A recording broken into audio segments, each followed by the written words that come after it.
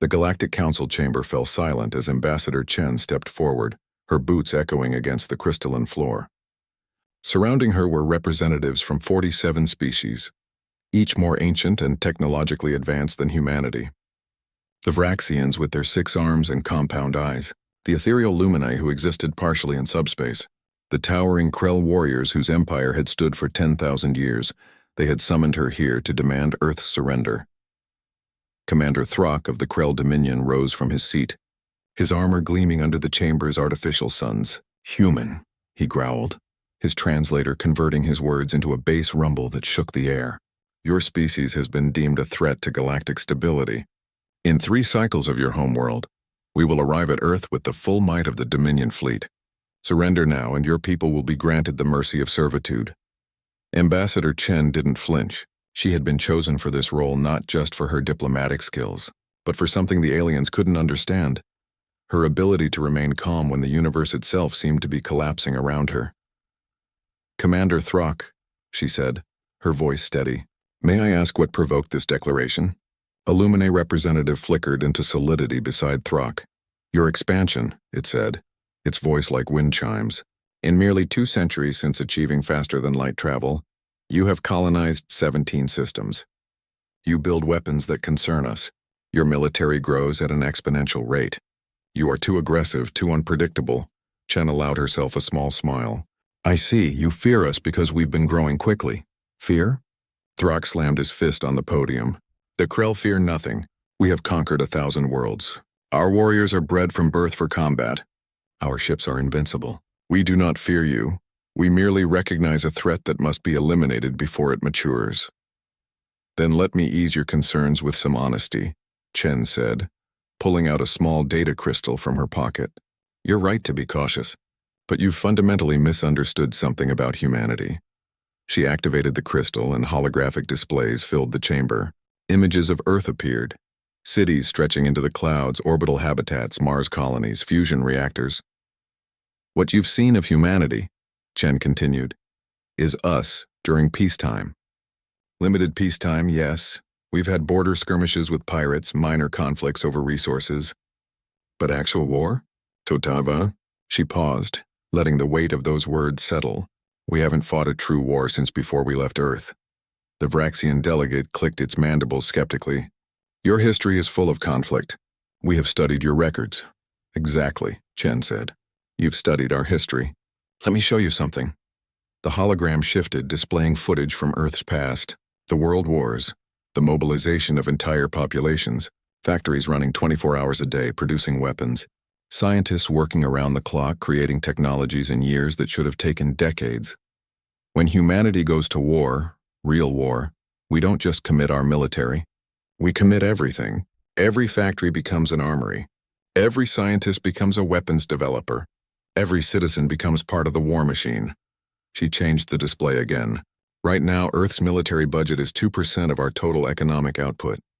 Do you know what percentage it reached during our last total war?" She didn't wait for an answer. 40%.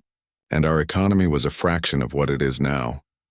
The chamber stirred with uncomfortable murmurs. "You see these 17 colonies?" Chen gestured at the star map. "We built them with our civilian infrastructure, our exploration ships, our trade vessels.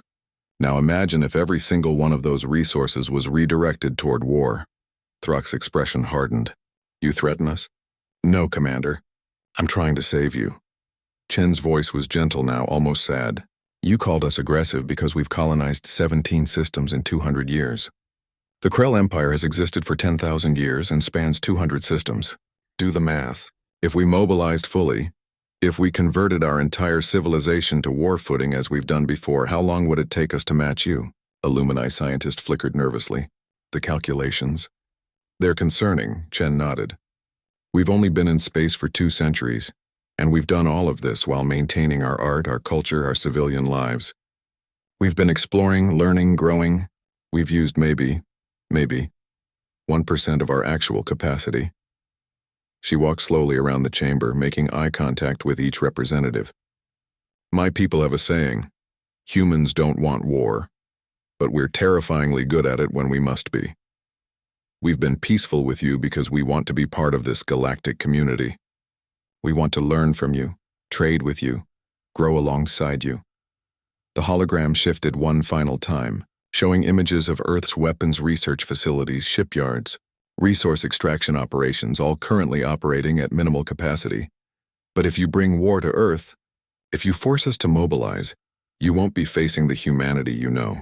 You'll be facing something that has survived ice ages, plagues, and extinction events. Something that has turned every obstacle into an opportunity. Something that has never in its entire history lost the will to survive. Chen's voice grew quieter, more intense.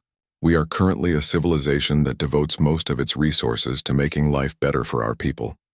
Art, science, entertainment, comfort. Imagine all of that creativity, all of that energy, all of that relentless human ingenuity, focused on a single purpose: survival, victory. Throck stood frozen, his warrior's confidence cracking. So here's my counterproposal, Chen said. We withdraw from our most recent colony. We slow our expansion. We accept monitoring and oversight. We prove to you that we can be trusted neighbors. Because the alternative? She paused.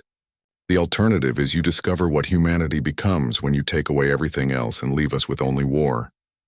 And I promise you, Commander, neither of our species wants that. The silence in the chamber was absolute. Finally, the eldest member of the council, a sage mind who had witnessed the rise and fall of civilizations, spoke in a voice like ancient stone. Perhaps we have been hasty. Ambassador Chen bowed slightly. Then let's talk about peace. It's so much more interesting than war. As the council began debating alternatives to invasion, Chen allowed herself a slow exhale. She had bought humanity time. Time to remain the explorers, the dreamers, the builders they wanted to be. Time to avoid showing the galaxy what humans truly became when pushed to the edge. She hoped they never would have to find out.